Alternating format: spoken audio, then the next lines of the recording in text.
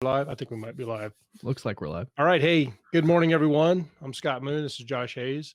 Unfortunately, we're not on Keystroke Medium today. We're on the moon base, and this is my Moonday show, the number one first inaugural episode. Talk a little bit about what we're doing and why. Talk about some books that I want to shout out to people I know, and just some other things about good stuff that's going on. I did miss, unfortunately, there was a golden opportunity. I was 18 seconds off. So as the show's getting ready to start, it's giving me a countdown like 14 seconds, 13 seconds. And Josh was making coffee in the background over there. I was like, oh, if I could start the show while he was making coffee, it'd be the most epic thing ever. It didn't really look like he was making coffee though. Well, my coffee is like way back here. I have to get up out of my chair to get coffee, and that's a very big inconvenience. That's bullshit.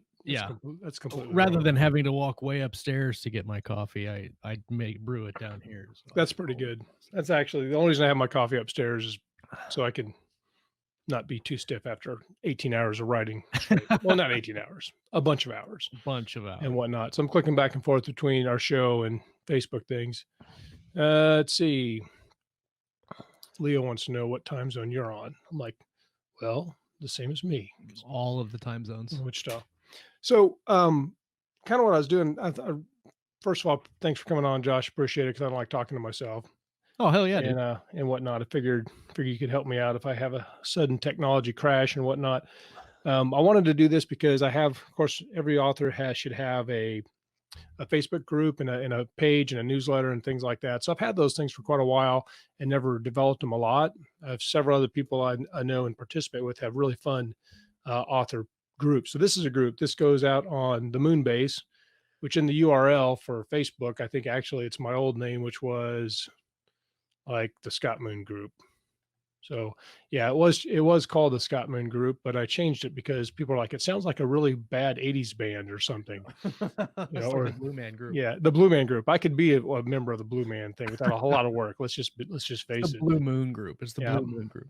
So I am getting some, and not everybody, probably very few people are. This is also going out to my YouTube channel, which doesn't have a lot on it, not like Keystroke at all. But so I'm reading the messages this time.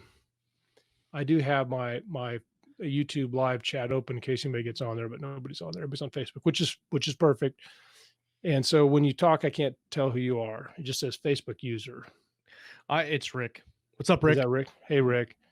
Awesome. So I guess I could go over. Can I do Facebook on the other channel here? Let's see. So many things. It's a technological miracle this is even happening. This is happening. This is happening. There we go. See, it's not as easy as I make it look. I know that is actually a true thing because, for people who are watching the Keystroke Medium, every now and then Josh like, hey, I can't make it because, my kid's got softball, and I go into immediate panic for like 4 days. You're like locked up like a great impression of a hot dog. And he's like, yeah, that's exactly what happens. There we go. So I'm moving stuff around and so I can see the comments. Give me 1 second. Yeah, there's Rick. Hey, Rick. Yes, the Blue Moon Group. And I do like talking to myself and my pet coyote. I wish I had a pet coyote. That would be awesome. What happened? There we go. I just like making you nervous. That's why I'm not saying anything. Yeah, that's the thing. You got that high quality mic, so you like disappear. I'm like, what? What happened? I should just do a Chuck meme and just freeze like this, but not actually be frozen. Well, that's my master plan is eventually to get Chuck on here so I can have some good meme potentials and things like that. So, all right. So I want to talk about kind of some cool things. I had probably, as Josh knows a lot, so he doesn't know I'm going to talk about this, but most of the times if I have a meltdown or some sort of panic or any type of writerly, Josh, my go-to guy, where I just lose my shit. So about 8 months ago, I was using Scrivener. I'll just go straight into this. Scrivener iOS for the phone, and it would sync with Scrivener on my computer. And I'd been a long-term Android Galaxy user, and Josh talked me into going, hey, you should get an iPhone and it would sync with your Scrivener. I was like, and I did that, and it changed my life. It's the best thing that ever happened. It was so awesome. Sure. So that's why the title of this, I think, that I put up there is the best thing that ever happened. But I don't know. But then we're always talking on the show about tweaking our process and how we write and things. And so I had come up with this perfect process that used Scrivener at home, Scrivener on my phone, and then sometimes some dragon dictation apps if I'm out and about, and I can drop it into the Scrivener on the phone really easy. And I was cranking out words like crazy. I was finishing things. It was really great because I could stay in the story all the time. I never had to like go too long, too many days without being in it. And then it stopped working. And then the As it angry, does, as it yeah, does. and then the angry texts and lamentations began. I'd be like cursing in our message group to Josh, "What the hell is going on? The world's so unfair. This is bullshit," and went on. And so, but eventually, and I tried everything. I did all the forums, and I messaged people, and I cried a lot, and What's curled up in interesting the is I didn't even know how to fix it. yeah, that's the thing. And so I immediately go, "Hey, Josh, can you fix this for me real quick?" And it didn't fix. I was like, "What? The world is as I know it was over." So that's like Act One. Scariest environment imaginable. Yeah, I'll tell scariest you. environment. So that's Act One of Scott Moon's Scrivener iOS problem. And then so then I go through all these different things. So I try doing some stuff on what was the Apple one I'd shared it with you. I used it. Trying to remember it now. Look at The my app? phone. Well, I had because I started using Google. I started using Google Docs again. I started Oh, using Pages? yeah, I used Ulysses, which is Oh, a cool, right. Yeah, yeah. and it's really neat because Ulysses is a Mac or iPhone app only, or a Mac Apple thing, and it Right. automatically serves to all your Apple products. And it's a little bit weird because it's kind of like what do they call it? Dictation code or markdown code. Yeah. So you got to learn a little bit. That wasn't too bad. I know a little bit about HTML stuff. And but then when I ever exported it, there would be some weird little errors, and I could never get it to work. And of course, the support good. And so I went through that. Um, I started using Word through my 365 thing and stuff. And then like 2 days ago, I was bored at work, and I flipped up, opened the what is it, Latte and Laureate? Is that the Scrivener Literature and latte. literature and Latte? What am I talking about? But I've been through the forum, and just like literally I opened it, and the first place I saw was the answer to my question. And so I Nice. tried it and it worked, and I couldn't believe it. So basically what I had to do, if anybody has this problem with their Scrivener for iOS on their phone version of Scrivener, um, yeah, you can go into the settings. Hold on a second, so I know what I'm talking about. I'm not gonna And be it able to, doesn't work for me either, by the way. Which there's a caveat to this is, um, it worked on my iPad Pro. So yeah, it's very strange. Scrivener, I could work on the Mac and I could work on the iPad Pro, and the Scrivener file, I would not have any problems. But then I would try to open it on my phone and wouldn't no work love. either. It would the syncing would not it wouldn't sync. It would just dump the program. So Yeah, it was very weird because I couldn't understand why it would work on my iPad when it wouldn't work on the iPhone because the iOS is the same. and you have a big fancy iPad. I had an older mini, and I couldn't get to work on that either. So I didn't. At first, I thought maybe it's a bandwidth problem or something. But so if you're on an iPhone, then you open Scrivener. In the top right, there's an edit button. You press on edit, and you can go down to the little gearbox, and then there's you get a pop-up menu that says Dropbox settings, and you click on there, and you can choose what folder in Dropbox, what specific folder in Dropbox you want. And that's the part I think I'd been trying to do it from the Dropbox side, or I Mhm. wasn't doing it right on my phone. So I go to my phone. Well, first I went to Dropbox and I made a folder brand new in a new place that's easy to get to in Dropbox, and I made that. And then I went to my phone, like I just said there in those steps, and linked it to that folder. And I did a test thing that worked immediately, and it's fast. And the thing is I have like when I first got Scrivener, I dumped all my projects in there, so I have hundreds of projects, and some of them are like multi book series. There's Yeah. all kinds of stops and starts. There's 30 versions of some different novels, and so uh, I think something got saved into that folder that it doesn't like, because when Scrivener syncs it to your phone, it syncs everything that's in the folder. Right. And I think there was something in it wasn't liking, maybe a Dragon Anywhere file or something, or program. So, anyways, that's my big news. Very exciting. I hope everybody's just happy. I mean, I literally am like giddy as a schoolboy because I couldn't even believe it. Like I got my life back. Well, how long have we been trying to figure that out? I mean, it's It, probably been 3 or it, 4 or 5 months oh, it's probably been trying long. to It figure it out. happened because it happened right before Vegas. like Oh, a month or yeah. 2 before Vegas is when I started really having troubles with it. And, at the time, I just finished some books and I was editing them in Word because I was doing final edits in Word. That's what editors like and collaborators like. Right. But I do 90% of my work because, so there's 2 things. So in Scrivener on the Mac or on the laptop, and it's probably the same. I know you have a very sophisticated Scrivener process with all of your outlining. You've shown screenshots of that before and stuff. But the main thing I use it for is I can split my screen vertically, and I'll put what Yeah. I'm working on the left side, and then on the right side, I can either put a chapter that relates to this chapter, or I can put like my glossary or my list of characters or my plot beats for the next 5 chapters. And it's just really easy. Or I can like search for a character name through all of the books in the series Yeah. and just have it right there. And it makes it so much easier to handle, especially a multi-book project or a really complex project.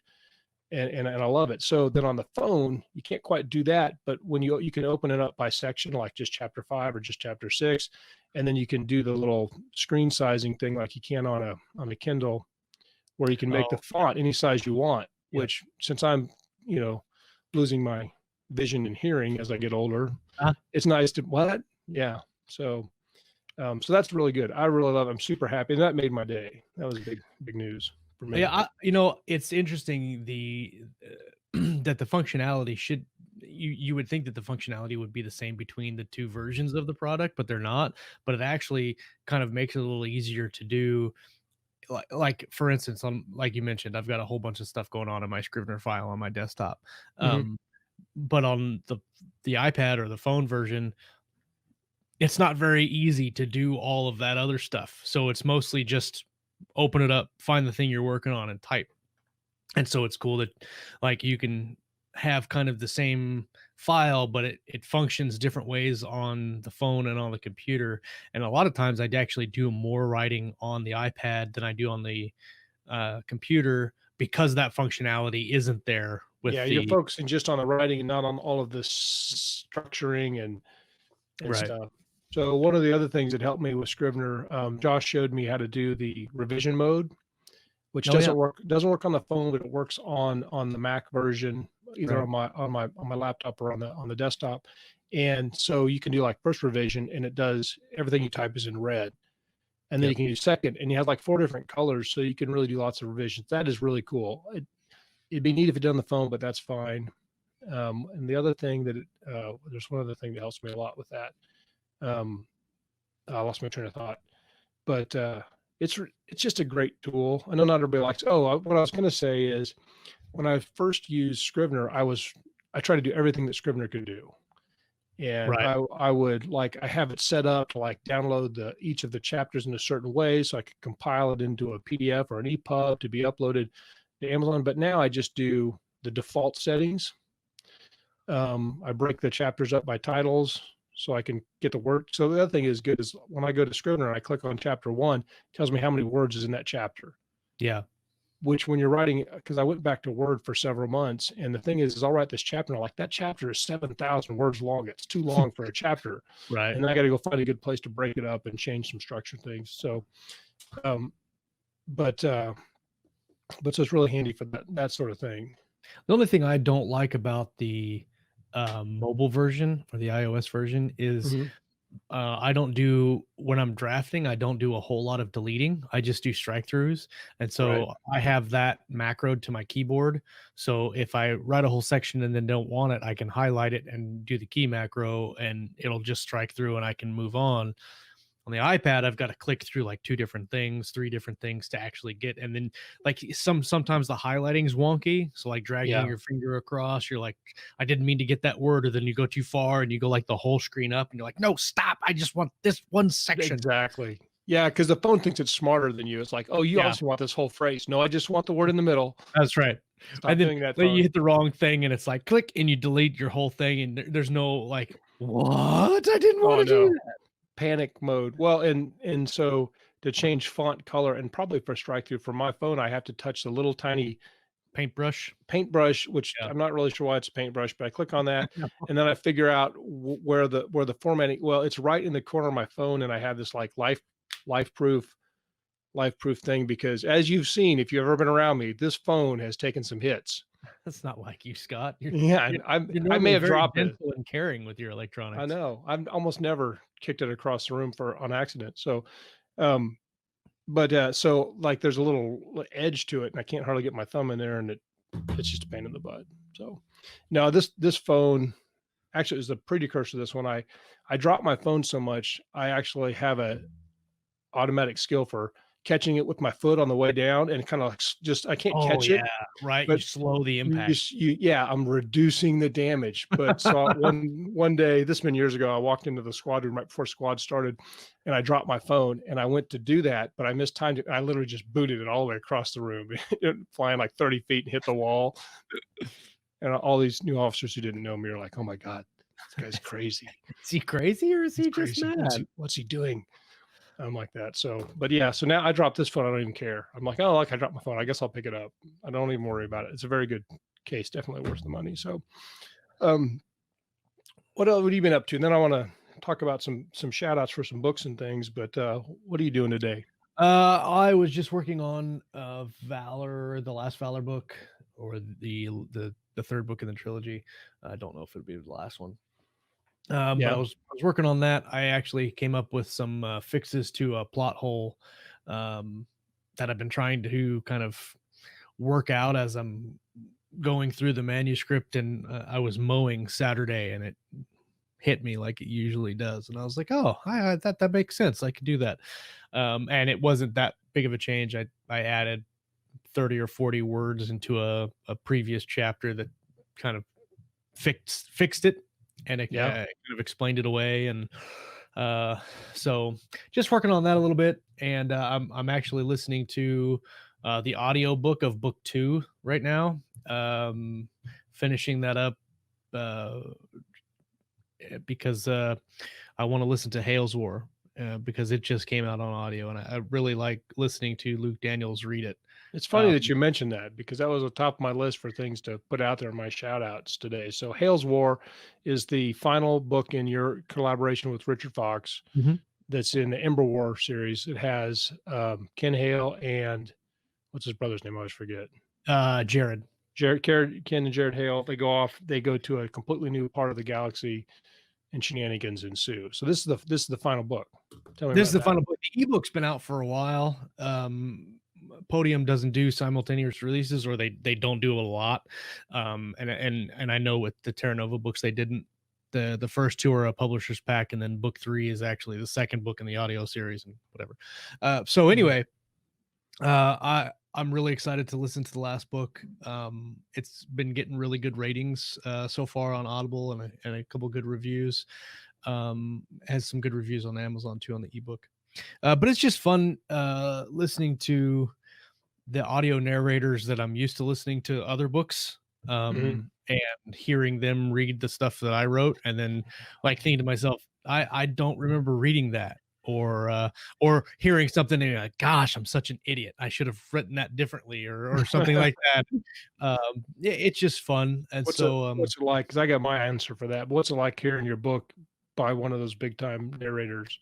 I mean, Yeah. it's great. I got the advanced files, and I listened to a couple of the advanced files, and I tell you, the first time I listened to Terra Nova, when I got the advanced files for Terra Nova, which was the first book and that I ever had an audiobook on, uh, I just sat there and grinned like a stupid kid, like just like like This is listening to. happening.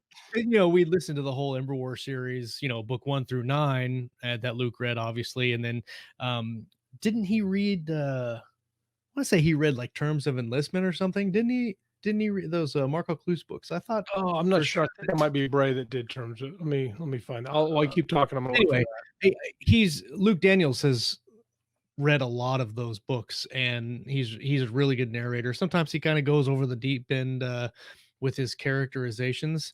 Sometimes those can kind of um, be unexpected, and Yeah. like for instance, he Oh, gave. He did read Terms of Enlistment by Yeah, Luke Daniels as well, which is a huge military sci-fi book. yeah, it's a great book.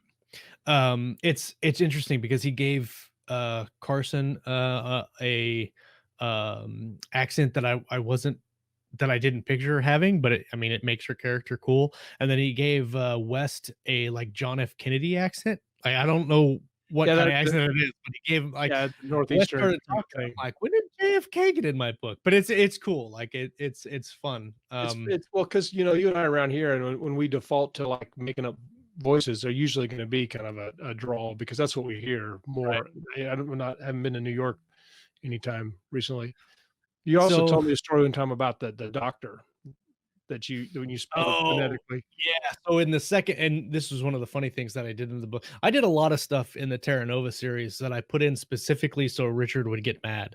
Uh, he'd just Hope read it Richard and go, watches this. "No, no, no, no," and just start beating his desk like some kind Yeah. of raving lunatic, so there I had a, German scientist in book It 3, was I in the think, yeah.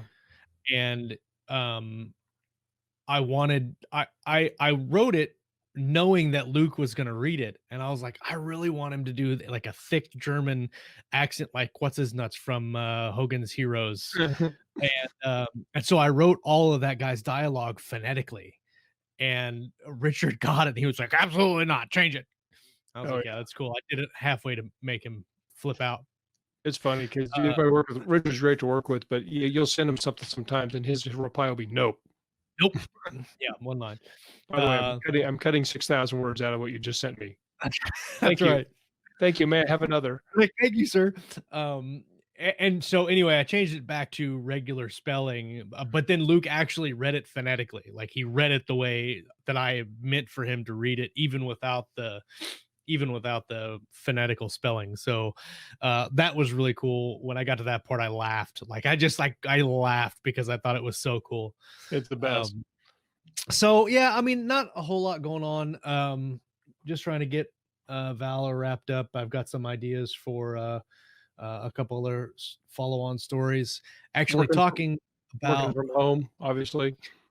yeah, that's I probably could have had Valor 3 done already if I wasn't wrangling kids all day, but it is what it is, and it'll be Yeah. done. And one of the interesting things I've been thinking about is in doing projects going forward is trying to figure out what to work on.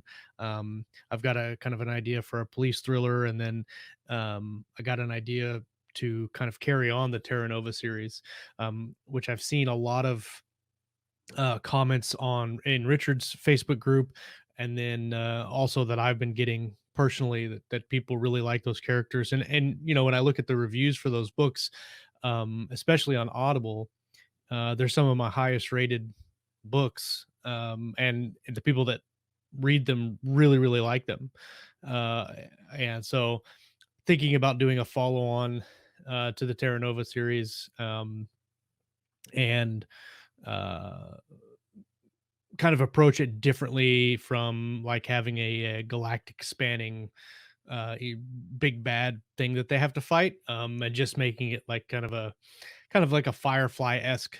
More of a micro um level. yeah, Yeah. so we'll see. It'll be interesting to see what when I Kate finally get Valor done, what I can. Kayleen's in the chat there. She says, or in the Facebook, she says she always reverts to a Russian or a redneck doing voice. So I'm like, yeah, that's all that checks out. Those are good too. I saw Nice. Rick had a comment. I'm trying to find it. And I couldn't. He says Mark Veeder gave one of his characters Norwegian last time. Last name, yeah. Yeah, yeah, the Russian accent and stuff. So Mark Veeder actually does a really good job I really reading. like Mark. Did he do what? Didn't he do one of yours? Or am I thinking He's of? doing the Valor series, yeah, Yeah, and that's what I thought. So the Valor series is he did an amazing job yeah, I on Edge of agree. Valor. I thought it was fantastic.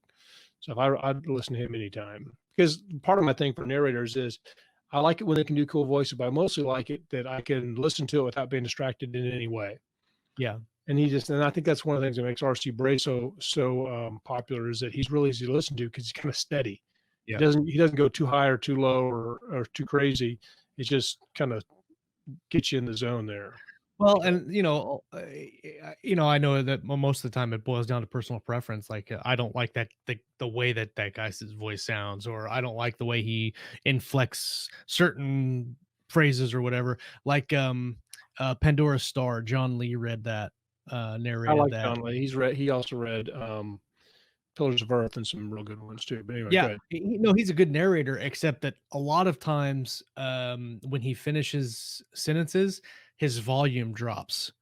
So like he'll Yeah, start, it's like a hill, like he'll start the sentence out and he'll yeah. be very powerful and then it'll drop off. And I know with Pandora Star, that was one of my biggest complaints, because there were some times that I couldn't hear what he was saying Yeah. at the end of his sentence. It's like musical phrasing, a musical if you're playing an instrument, that would be a good thing, but audiobooks, I listen to in my car while mowing the yard, and so when the volume varies too much, I lose part of it, like you said. Yeah. So, good stuff. Yeah, that's it, man. That's all I got going on. I I haven't been doing a whole lot of reading, which I need to get back into. I've been binge watching The West Wing on Netflix, That's what you said. and it's a great show. I'm on season 6 right now, and uh, it's fun and interesting, and I think relevant, still relevant, even in the time that it was written, even now. Oh, yeah. So it's good times. I need to put that on my list of I have a very long list of shows I wanna watch, but I'll have to get to put that on there again. I started watching, what's his it's called Drifters, I think. Jay and Jeff. He was suggesting I watch this anime one. So I've been watching some anime on an app called Funimation, and it's really different. Like, oh my god, there do some really violent animation You in know what those I want to things. watch is uh where it's on Netflix and it's a Star Wars show. Is it Rebels Yeah, or I haven't watched Rebels. I've heard it's good though. I've watched what was the one they there was one before that that I watched quite a bit with the kids when it was can't on remember. DVD. I also Walt was saying that Star Wars Rebels it has a really good yeah, story. Even though it's a cartoon, it's got a really good story. Maybe it's not on Netflix. I thought it was. it's probably on Disney. Yeah. Disney Plus. So I've been struggling to get as much reading as I would like to do. Because when I started this, I used to read 100 books a year of fiction, and then I'd read some nonfiction stuff too. But I think I'm probably reading 30 or 40 books a year. Hmm. And most of those are audiobooks. But I also probably about throughout most of this year, I really started doubling down on listening to my own stuff back to me through various apps, and that helps me stay in my story and do my editing and proofreading stuff. But it really cut into my reading time because I would listen to it on the way to work. Well, I used to listen to audiobooks Yeah. and stuff. So lately, I've started to go back to doing the Speechify app for editing and story review in a more focused manner when I'm actually at the computer. And so I've been like listening to audiobooks while I work out or drive or whatever. And I just finished the First Law trilogy that you got me onto with Oh yeah. Joe Abercrombie. Yeah, yeah. And I think it's awesome. I'm really curious if you get to the end of that to see how you feel about the ending. Not so much the ending, but like the whole kind of like the last couple of chapters and what all the characters do and I stuff. think I'm on book 2, but I'd have to see how far I'm into it. Yeah. I don't know that I'm that into it. I think that's one's called Before They're Hanged. Yeah. He has interesting interesting Well, I think titles. there's extra books in that series too. I mean, Is it's a there? trilogy, yeah, but I think there's It extra books in the universe. it definitely leaves it open to some other story things happening. I mean, he has a resolution for the trilogy, which is a good. We've talked about that the other day, but so there's an excellent ending, but it's clearly sets up that there's a lot more to the story world that he can go into and do and on those sorts of things like that. Um, so that's good. So I've been reading that. Hales War, like we said, is out on audiobook. People should go give it a rating and review. Also, Chris Winder and Jay and Cheney, they did just released Cyborg Core. If We met Chris out in Vegas, and he was very enthusiastic. He's a great writer. Read some of his stuff, so I recommend people checking that out. Devin Ford, he's part of our Keystroke Medium group, kind of more in the background, but does a lot for us. And he just released After It Happened, which is in the After It Happened 9. And that series is a post-apocalypse, so it's a little bit different. It's kind of interesting because I was writing a story for him to put into that universe, and I haven't been able to get it finished. I really like it. I'm not sure if I want to I don't know. I kind of need to see what's going on with the current state of affairs before I do too much more. But Right. it's eerily creepy how because basically in the After It Happened series, it's like it's just an unnamed thing killed everybody except for like a Right. very small amount of person. And so some people may like that. Like I know a lot of people have been reading The Stand, and some of those other what's some of the other ones that are like that that are real popular. There's two or three I know apocalypse, Joshua Gayu wrote a post-apocalyptic series called Commune. right? Yeah, actually, I just downloaded that on Kindle the other day. So I'd be curious to see how those are doing. That was an Well, awesome mute, by the way. I just gave you Corona.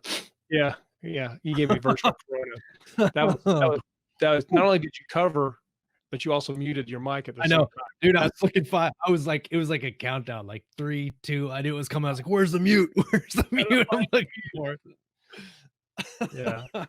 good stuff. So moving on from Josh's case of the coronavirus online here, Bastion of the Reaper, we just put out, so that's not really news to anybody that isn't on this group. No, but that's great, dude. 10 books Yeah, in, I I'm mean, what, a year and a half, maybe? I came up with the concept, I think, in December of 2018, but I didn't really get cranking on it until in the middle of January. And I think the first one we launched like February, I think 8th of Yeah. 2019. So yeah, ripping through those. And I had to finish some other stuff too. I finished like a second complete rewrite of a book called Brothers in Arms, which I was publishing, had originally submitted to the Galaxy's Edge for the Order of the Centurion, Yep. which is you have a book in the Strikers War, which Mhm. is again an excellent audiobook. Thanks. And but the production schedule got really weird. And I talked to Jason and Nick, and they're like, "Well, we're kind of moving on to season 2 of Galaxy's Edge," and it just came down to where it was going to be a lot more work to make everything fit. So they said, "Well, with their blessing, they were like, take all of our Galaxy's Edge stuff out of it, and put it forward." So I did that because I really, really, really liked the story.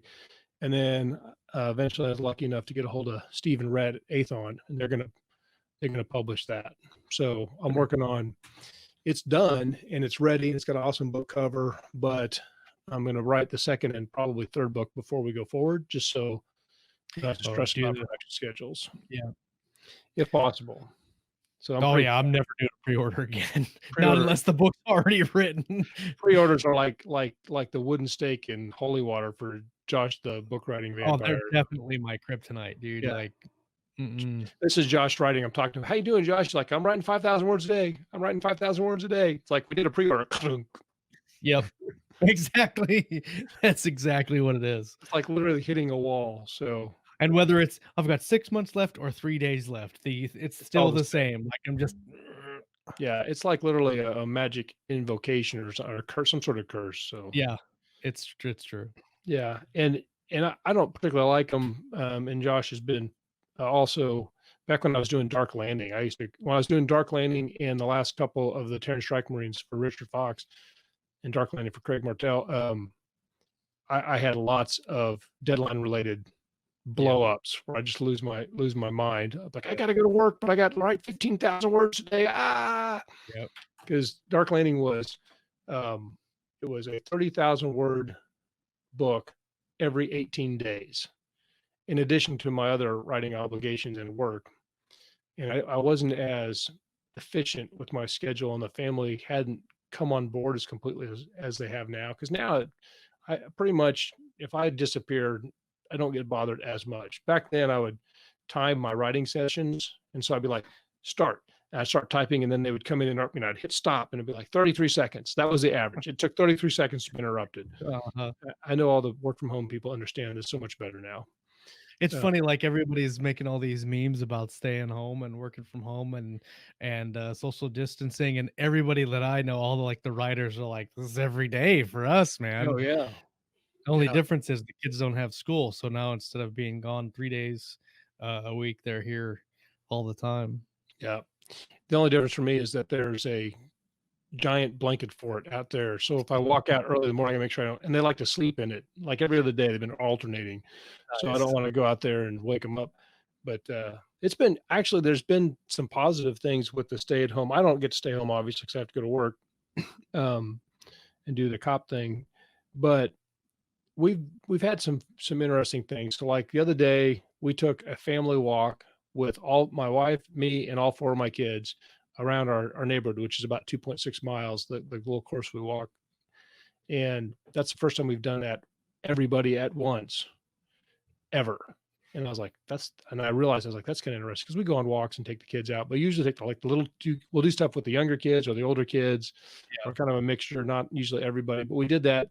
And of course we had it modified. So we had one on a bike and one on rollerblades and one walking a dog. And we're all walking at different paces. It was definitely not a tightly run ship there, but we've done lots of walks. We've done some bike rides. I bought everybody rollerblades. The stay at home is getting to be rather expensive here because I'm always ordering something, some kind of entertainment stuff. But and then we even tried to play basketball. If you ever see me play basketball, that is not.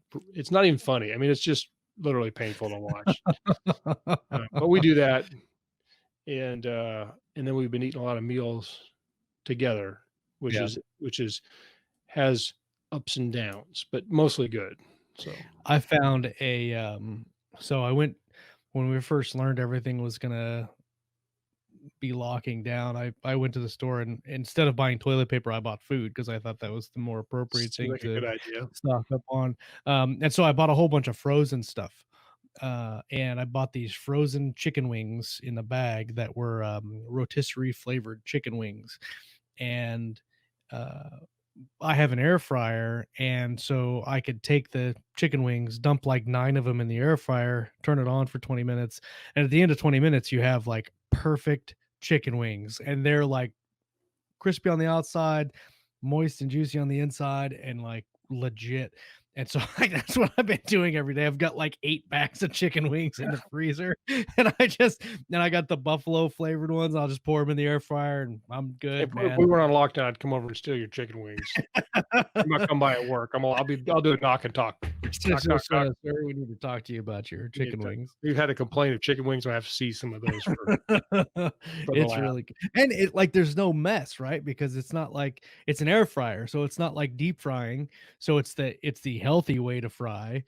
There's no mess. All you got to do is scrub out the little tray, and you're done. It takes like 5 minutes. So I was Yeah. really excited about that, and I don't know if I would have found that out without the whole social distancing thing. So I got a couple of comments on terrible hosts here. So, yeah, horrible. when you were Worst telling host about, ever. you told me the other day about the chicken wings thing, and I got so immediately jealous.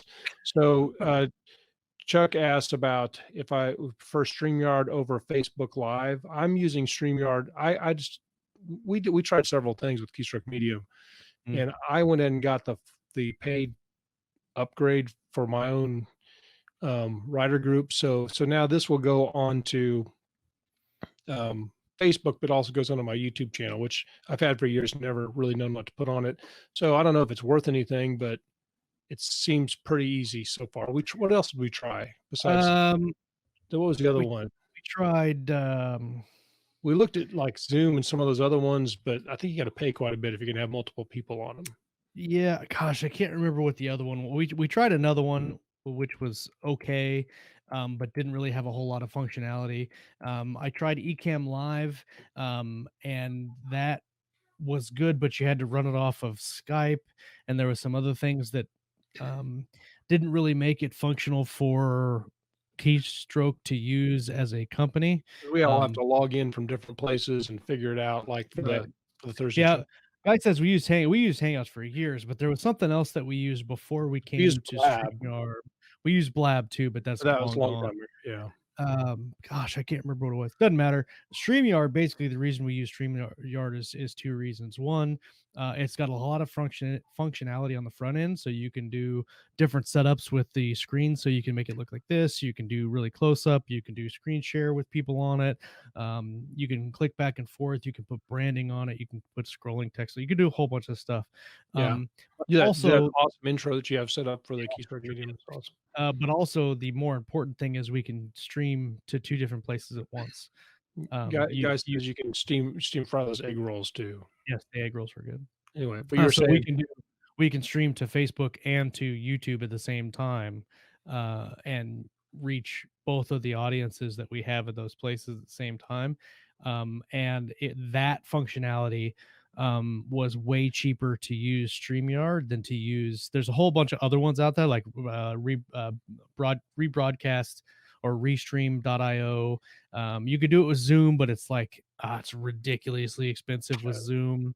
And there were a couple other options, but this one seemed to be the easiest for the functionality that we wanted. And then like our company can use it for everyone. So Yeah. Yeah, I've been really and even I could figure it out. It took me a little bit, like a little bump here and there, but it was pretty amazing. You're like, that's right. "Really?" So it's pretty friendly. It's working. Now there's of course there's a free version, which I highly recommend. And because you does basically everything except for like make your Facebook and your YouTube at the same time. Uh, And yeah, that's kind of specific, but for people, I know a lot of people are kind of just starting out with different podcasts. And then so for Keystroke Medium, we download the audio, we strip it out, and then it goes into a podcast. yeah. So, but that's something you can do either way. Now, I think it was Dean earlier. I can't really go through the comments very well. I'm Facebook um, impaired as well as technologically impaired, but he had said he had made a kind of a chuckle that the Galaxy's Edge said, "Yeah, take all the Galaxy's Edge stuff out, and you can still use it with our blessing." And he kind of laughed, and that's true. It's kind of funny, but the thing is, they were very supportive. Nick is going to write a forward for the book, and it's totally different. There's a lot of major differences because I changed some things. Because when you write, and you know this better than anybody, Josh, that you write for somebody else's universe, you got to kind of follow their rules Yeah. with some things. And so, like in Galaxy's Edge, there's no female soldiers in the expedition, not expeditionaries, in the Legionnaires. legionnaires. I changed, but the reason I mention it that I'm very open that I originally had submitted it to the Galaxy's Edge people is because if you're a true Galaxy's Edge fan and you read Brothers in Arms, you're going to go, this guy's trying to rip stuff off from their universe because there's some key similarities. The similarities, like, so there's a group of elite soldiers, mine are called the Expeditionaries. They used to be lieges, and that's why I changed the name, but also changed some of the way they act and behave too, because it's like I said, it's now no longer in their universe. I changed some of the things that the armor can do. I changed some of their gear. I changed the way they talk. In my books, there's some profanity, although I try not to get too carried away. My editors always tell me, now you're just being mean. You need to cut some of that profanity because I'll write like a soldier or cop would actually talk, and nobody wants to hear that. So, and then there's more women in some of the critical combat roles. Um, the aliens are different. The political structure is different. But like I have a House of Laws. Oh, right. They have the House How's of Regents. right. Yeah. They're different. And then for Brothers in Arms, one of the key things about the story is why it's so much different is because key things. One, it's written in first person present tense, which I didn't realize I loved it until I did that in this book. And long ago I had tried it, but it really came together. And then I wrote Shorty in the first person present tense, which is a Shorty, man. neat deal. Shorty's, I love Shorty too. I got big plans for Shorty too. Yeah, and if you have to go, I know you got something at 12, Josh, and we're about done, really. But then the other thing about Brothers in Arms is the main character is a child of privilege who chooses to enlist, and so it's a different thing. Because I'm not sure if most of the time people like underdogs, but so this main character, he's somebody who's decided instead of just have everything given to him, he's going to actually go, not just go into the military, he's going enlisted. Yeah. He does that well, and his family is so powerful, part of the power elite that they're like literally like will assassinate people that he gets too close to because they don't want anybody um, to challenge the loyalty to the family. You know, it's a massive organization, so it's a different dynamic, and I hope people get into that where I'm going with that because it was kind of a risk. I was afraid it could bomb, and everything could bomb, but I Right. like it, so. You know what I would like to see in the since we're talking a little bit about Galaxy's Edge, I would love to see someone write a book about a point, but have that point actually do something good. Like Yeah. I noticed one of the negative comments I had on Strikers War was that the points are always just horrible officers, Right. and they're obviously set up to be that way. But it would be interesting to see uh, the internal and external struggle of a point who has to go in there knowing that no one's going to like him, and kind of like you're saying, where he's coming from a privileged place, but he wants to do something, and Right. so yeah, maybe he did get appointed, and but maybe he actually wants to do something good, and maybe Yeah. he's like, he's trying to learn how to do the right thing. He wants to know all the really good battle tactics and stuff like that. And I think it would really create kind of a cool uh dynamic of, not only is he having some external struggle with whatever's going on, like the mission or whatever, but he's also struggling in the fact that the legionnaires don't like him because he's a point. Just um because the point can't ever take that. Well, in Strikers War, when I listen to Strikers War, you're what's your main character? Because he's not a point, but well, there's two. There's Chase and Lincoln. yeah. Well, and because he has that deal where he's kind of like actually goes through the training and does all the stuff, and he's got his buddy who's it's been about a little while since I listened to it, but so he's like takes it seriously Yeah. being an officer, and he Well, yeah, realizes there is pretty quickly there they is got an a op bad reputation. yeah. So Yeah, and so and there's an officer. The captain of the group is not a point. The captain was actually he progressed his way up, got right promoted into his spot. But through yeah, normal career advancement. there is one thing I wanted to mention, since we've got some people captive. We've got a little bit of Yeah. audience. I don't think that I can share it, so I might send it to you and have you share it. But Lauren messaged me and wanted me to talk about this a little bit, just because of what's going on with Corona and self quarantine and all that shenanigans. It's a little while ago she had the idea and then created this spreadsheet for book services, and people that are in the group or that aren't in the group that can um, link their services in here, whether it's editing or cover design or formatting or marketing. And you can see addresses, you can see what genre they work on, what other books that they've worked on. A lot of people have uh, rates that are listed in here. So what do you um, think? I should put that into the Facebook group or into someplace in if you StreamYard? just put it in the StreamYard chat, then it'll show up everywhere. Okay, I'll try that. Keep Uh, talking. I was just asking. and the reason that came to mind is Jeff Haskell wanted to talk about his book, and in which he actually, I think, is his wife's book, but I think they work together to do it, and she does cover design. Yeah. And they wrote a book called Cover Your Book, and it's available on Amazon, but it's also in the spreadsheet. I think maybe he didn't put the link in there. Let's see. I'll Anyway, so I'll just put it straight into Facebook here. it's a good link. It's a good spreadsheet to check out and look at if you're interested in or need services, or even if you want to put your services up um, for sale. You can do it on this spreadsheet, and then it's linked in the group. And we'll talk about it a little bit more tonight on live. But I know that there's a lot of people out there that are still working, and still trying to get stuff done, but also maybe that people are struggling and might need some help and buying some services from them. I know at least a couple of So, people who work a regular job and do contracting, like for editing or book creation or right, book covers, and so but then they're like their day job is on hiatus, so they're right, like especially in need of more of the work from home stuff. So yeah, obviously support them. right. So Uh, check it out. Yep, good stuff. So let's wrap it up. What else we got going on here? I made a bunch of notes, which is kind of crazy. And I It's think not we like you, covered Scott. everything. Yeah, pretty much covered everything. And then some. And people all know that I'm back to now. Of course, if you suddenly don't hear from me for a while, it's probably because my Scrivener for iOS no longer syncs my computer and I'm crying in my basement, probably right over there someplace. That would happen. So good deal. Well, I know you got something at noon. I probably should go check on the family and I don't know, maybe feed them. Cool. It's a good deal. So If thanks for jumping on, man. Yeah, oh yeah, dude. It was fun. I want to do it again.